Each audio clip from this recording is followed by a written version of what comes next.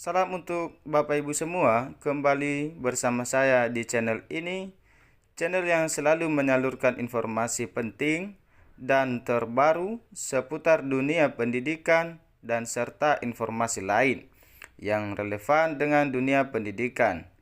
Di video kali ini kita membahas informasi terbaru yang dirilis oleh media nasional Kompas TV dengan pelamar P3K 2024, siap-siap ini kriteria kelulusan berdasarkan aturan terbaru dan jenis tesnya.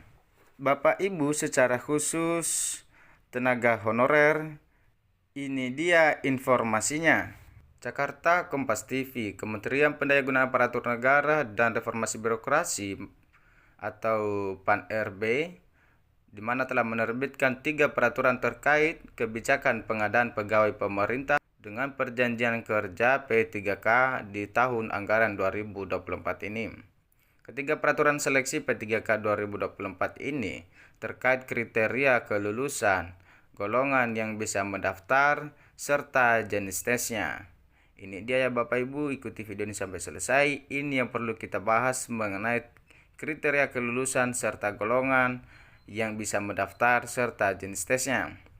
Seperti diketahui, pendaftaran P3K 2024 sudah dinanti-nantikan oleh para honorer atau non-ASN, di mana dalam perekrutan P3K 2024 ini disiapkan sebagai tindak lanjut atas Undang-Undang Nomor 20 2023 mengenai ASN, yaitu dalam rangka penyelesaian penataan tenaga non-ASN di instansi pemerintah. Oleh karena itu, per 22 Agustus 2024 telah ditetapkan formasi CASN sebanyak 1.280.547 dengan formasi paling besar diperuntukkan bagi PP3K sejumlah 1.031.554. Sementara juga formasi CPNS sebanyak 248.993 dan 114.546 untuk instansi pusat, dan untuk daerah 134.447 di instansi daerah. Ini dia ya jumlah formasi Bapak Ibu ya, baik untuk P3K dan untuk CPNS dan untuk CPNS pusat dan daerah.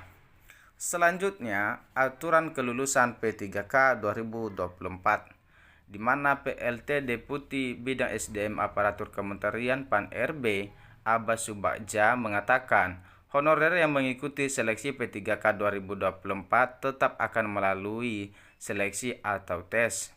Namun yang artinya kabar yang menyebut tes P3K 2024 bagi honorer hanya sebuah formalitas tidaklah benar, yang dimana seleksi P3K 2024 ini dilaksanakan dengan komputer assisted test atau CAT dengan penentuan kelulusan berdasarkan peringkat terbaik, yang dimana pelamar itu wajib mengikuti seleksi, akan tetapi pelamar akan dinyatakan lulus jika berperingkat terbaik. Artinya, dalam seleksi tidak menggunakan nilai ambang batas, ungkap Aba dalam sosialisasi kebijakan pengadaan P3K tahun 2024 secara daring Jumat 23 Agustus 2024. Dan ini informasi dikutip dari laman menpa.go.id. Seterusnya juga untuk golongan yang bisa daftar P3K 2024 ini, dengan berdasarkan keputusan Menteri Menpan-RB nomor 347 2024 tentang mekanisme seleksi P3K tahun 2024. Pengadaan P3K 2024 dilakukan untuk kebutuhan memenuhi jabatan fungsional dan jabatan pelaksana. Pengadaan P3K 2024 diperuntukkan bagi ex tenaga honorer kategori 2 atau ex THK 2 dan tenaga non-aparatur sipil negara, tenaga non-ASN. Dan ex THK 2 adalah pegawai yang terdaftar dalam pangkalan data atau database ex-THK 2 pada Badan Kepegawaian Negara BKN dan aktif bekerja pada instansi pemerintah, di mana tenaga non-ASN terdiri atas pegawai yang terdaftar dalam pangkalan data atau database dan tenaga non-ASN pada BKN dan aktif bekerja pada instansi pemerintah.